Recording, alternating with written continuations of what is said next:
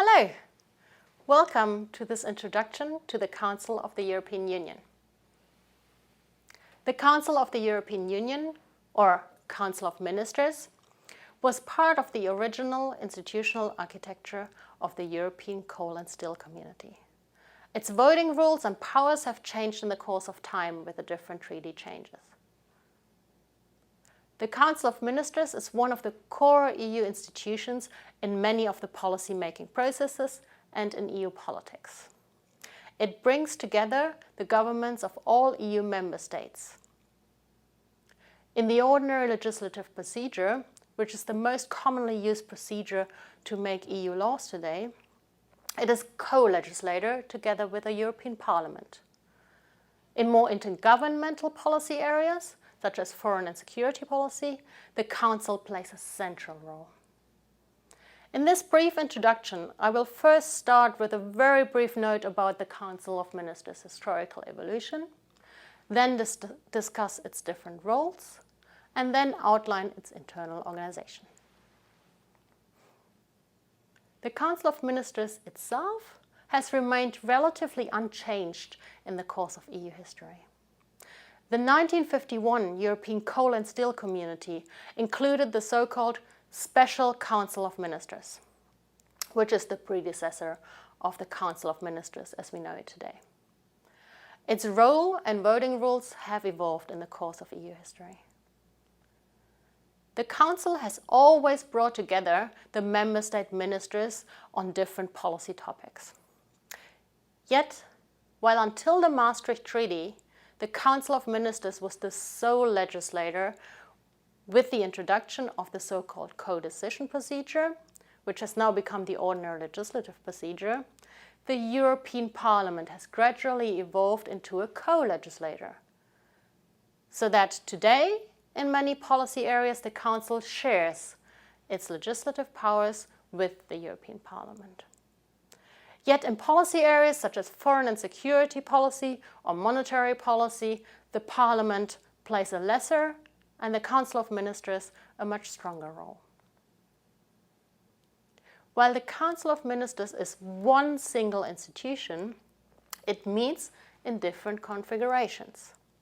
This means that depending on the topic under discussion, different member state ministers convene, mostly in Brussels, to discuss policy matters pertaining to their area of responsibility. For example, the Foreign Affairs Council deals with the European Union's external action, including foreign and security policy, external trade, and development cooperation. The General Affairs Council is the only exception to the otherwise subject-specific council formation. It deals with matters that affect more than one policies and prepares the European Council meetings.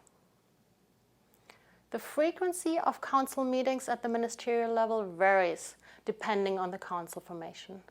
The ones with a charged agenda, such as the General Affairs Council, meet about once a month for 1, sometimes 2 days.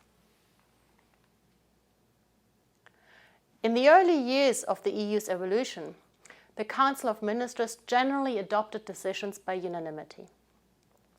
Yet, with different rounds of enlargement and the European Parliament becoming a second legislative counterpart to the Council, different treaty revisions have shifted the decision-taking requirements to qualified majority voting in a vast number of policy areas.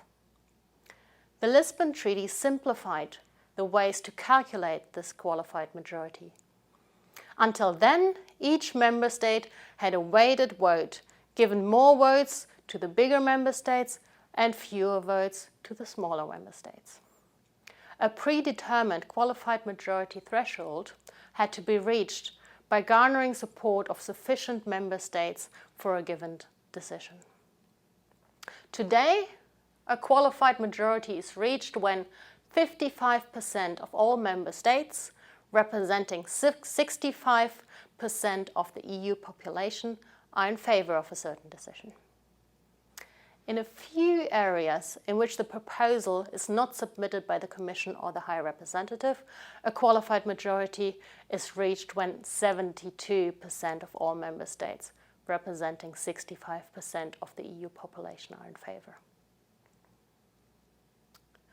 Although the treaties allow for qualified majority voting on a broad range of issues, the Council of Ministers only calls for a formal vote in roughly 10 to 15% of its decisions. The rest is decided by unanimity without formal voting. While the possibility to revert to qualified majority voting can exert some pressure on member states to compromise, the support of all member states for any given decision seems very important, because this modus operandi helps retain member states' confidence in the EU system. Since member states must transpose EU policies into national policy, imposing any policy on them seems likely to disincentivize proper transposition. Sometimes, member states choose to ask for the attachment of a so-called dissenting statement to the Council minutes, which is an alternative to a dissenting vote.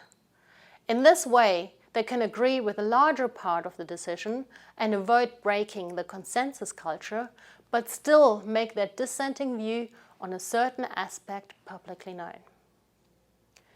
Qualified majority voting does not apply to politically sensitive policy areas such as the common foreign and security policy and the common security and defense policy, apart from some implementing decisions in these areas, but also to taxation, social security, and citizens' rights. The Council of Ministers' roles can be split into three categories: legislative, executive, and serving as a policy forum. The Council of Ministers is probably the core legislator of the EU. Nowadays, in most instances, it is the co-legislator together with the European Parliament in a vast range of policy issues to which the ordinary legislative procedure applies. Yet, in some other decision-making processes, the Council is a dominant institution. For example, in the consultation procedure, where the Council needs to consult the European Parliament, but is not obliged to incorporate the Parliament's position. Although this procedure does not apply to many areas anymore today, it still applies to competition law and international agreements under the common foreign and security policy. Although the European Commission has the prerogative to propose legislation under the ordinary legislative procedure and some other procedures, the Council of Ministers, by simple majority, can request the Commission to conduct a study and to submit a proposal pertaining to a defined policy area. While the Commission is free in choosing the content of its proposal and whether to actually submit a proposal, the Council request, which can actually also take the form of another document such as a resolution, can exert significant pressure on the agenda setting and policy formulation phase. The Council of Ministers also sometimes plays an executive role. While generally the European Commission executes EU policies in areas such as the European Monetary Union, the Council plays a stronger executive role.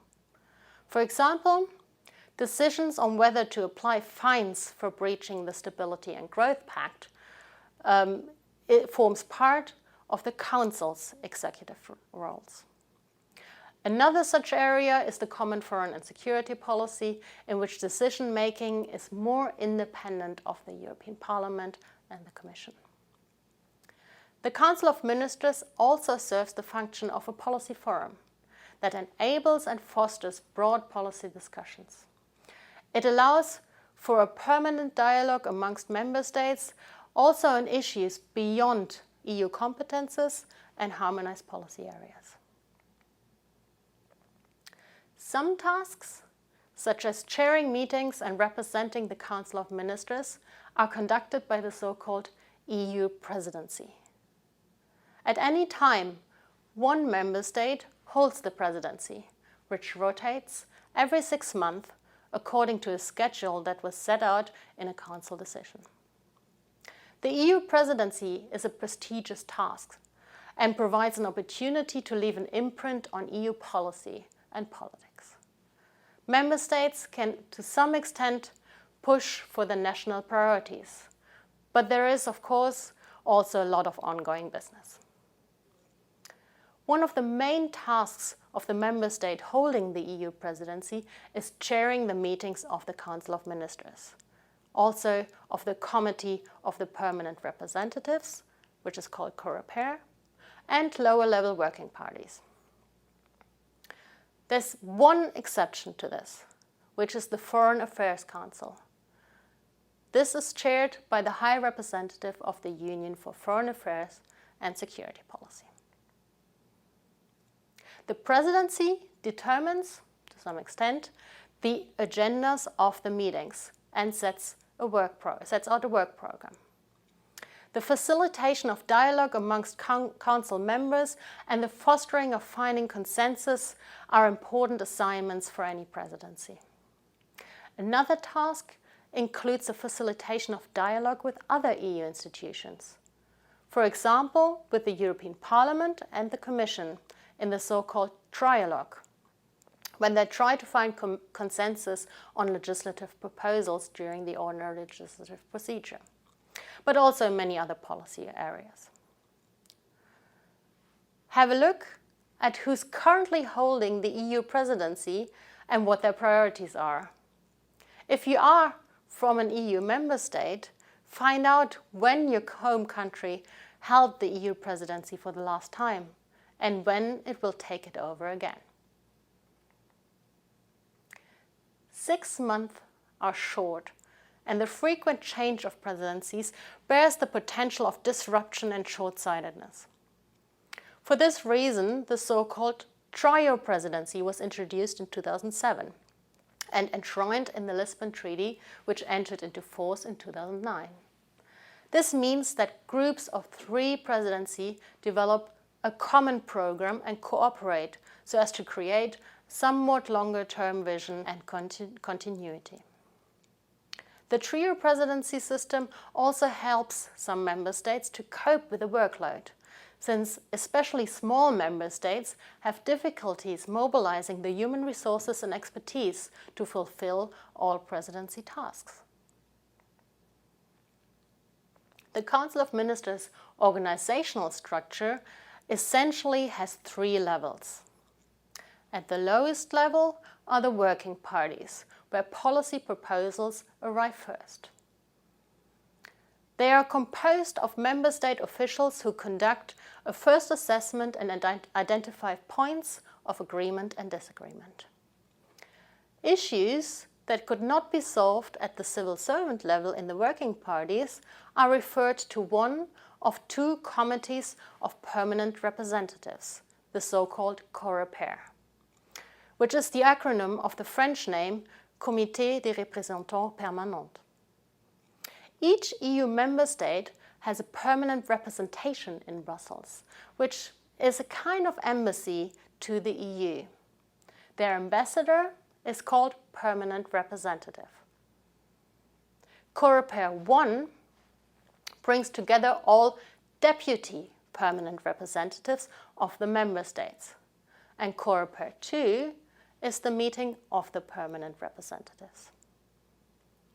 COREPER 1 is in charge of policy areas including health and consumer affairs, competition, transportation, environment, culture, and many similar policy areas. COREPER 2 is in charge of the politically most sensitive policy areas, mainly general affairs and external relations, economic and financial affairs, and justice and home affairs.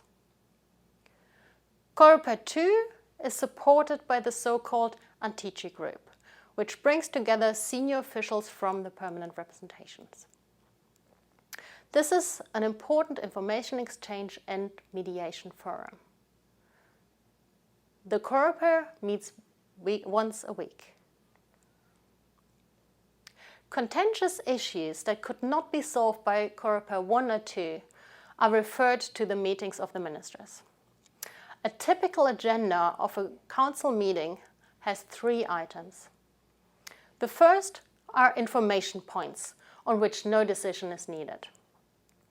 The second are so-called A items on which a decision can be taken without debate. These are the issues on which the working parties and the Coreper could already agree, or a previous meeting of the ministers. The third are the so-called B items on which a debate is needed. A items can be adopted by any council formation. So, for example, a fisheries decision can be taken by the Economic and Financial Affairs Council. The Council of Ministers has a secretariat in Brussels and a number of officials who are based there and who prepare and support its work. The Secretariat works closely with the Presidency and contributes to ensuring continuity and the Council's work.